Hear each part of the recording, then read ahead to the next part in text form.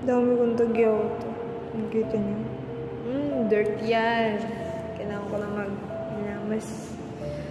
Sheesh! Good morning, class. Today, we are the group 5. Ay?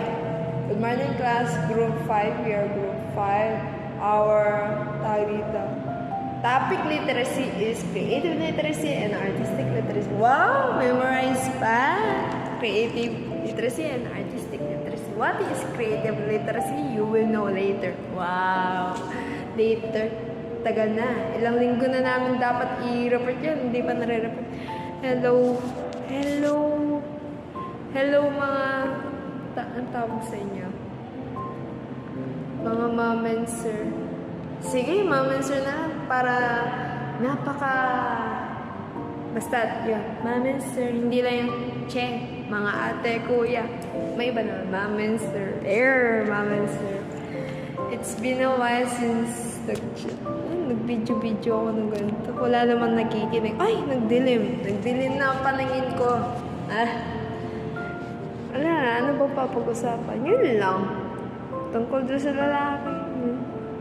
Hindi naman mapapanood ni Father Time. Wala naman akong kamag-anak doon sa mga YouTube yata. Di ko sure. O basta yun. Ngayon gagawin ko pala, ipapapirma ko to. Hanapin ko yung mga teacher. Magti-teacher hunt ako ngayon for today. Mga mom and sir.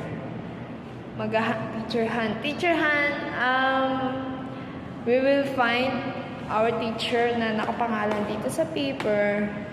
Sila mga mag-validate ng aming research. Share ko lang. Research yan.